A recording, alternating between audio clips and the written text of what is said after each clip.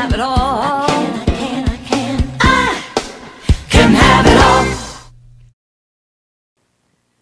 Hi, this is Christy Whitman with the Quantum Success Show, where you can get your information and inspiration to create whatever you desire. Today, I want to address a question that I get asked pretty regularly because it involves something that affects almost everyone at one time or another, and to varying degrees. The question is, how can we release from our mind and our body an experience that we have interpreted as painful or even traumatic?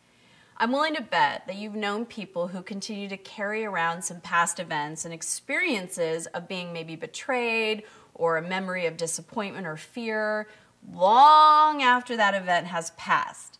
And you've probably noticed too that they continue to create similar situations in their current experience.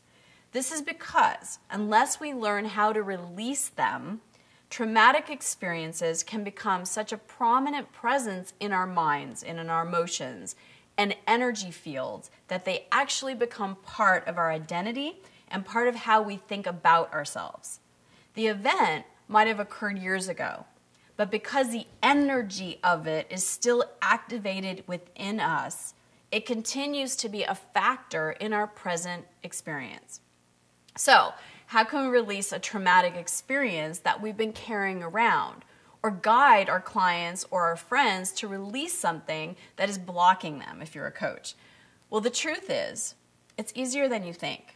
And I'm going to break it down for you in just a few steps. The first thing there is to understand is that the experience of trauma is very subjective, meaning what one person interprets as a trauma may not even register on another person's radar. This is because everything in this universe is relative, and each of us is born with our own unique set of values and desires. So whether you are taking yourself through this process or facilitating it for someone else, it's important not to judge the severity of anybody else's experience of the trauma. Sometimes an event that seems inconsequential in the moment is experienced as traumatic because it triggers a memory of an earlier trauma. So if you judge your reaction to it, or you tell yourself you should just get over it, you will only add another layer of resistance that keeps the emotion in place. The next thing to understand is that there are many levels of our being where we experience trauma, and only by working at the deepest of these levels can we actually release it. Addressing a trauma at the level of the mind, as most traditional therapeutic approaches do, by talking about what's happened, who's at fault, how we can avoid a similar situation in the future, has some value. But unless we address the energy blockage that lies at the root of the emotion, it will stay with us at an energetic level. And this is what is meant by the idea that we carry the issues in our tissues. Painful emotions have a physical counterpart and may show up as a muscle tension, a racing pulse, or a heavy heart. But the genesis of all these experiences and the place we need to focus in order to release them is in our solar plexus or our emotional center, which is about an area about 2 inches above your belly button.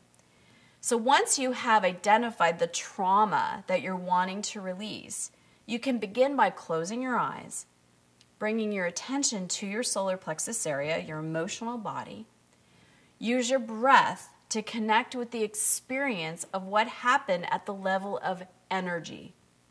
Allow yourself to feel the pulsation of it without judging it or trying to control it or even make it stop. Just allow it to be, recognizing that all of it is energy. If it's a sensation or of loss or betrayal, just allow yourself to feel the energy of that emotion. You could think of it like a wave. The wave builds, crests, and then recedes naturally because there's nothing that's resisting or opposing it. As the wave of that energy begins to dissipate, allow yourself to feel the emotion you would have liked to experience in that situation. Maybe it's a feeling of freedom, or of being loved or supported. There's an equal and opposite side to every experience, And on the opposite side of every unwanted emotion, there is the feeling that we are wanting. Use your breath to draw the vibrational essence of that feeling state into your emotional center. Feel it filling up your solar plexus, changing your emotional set point. Allow yourself to feel this frequency emanating from you at an energetic level, magnetizing to you like frequencies and experiences.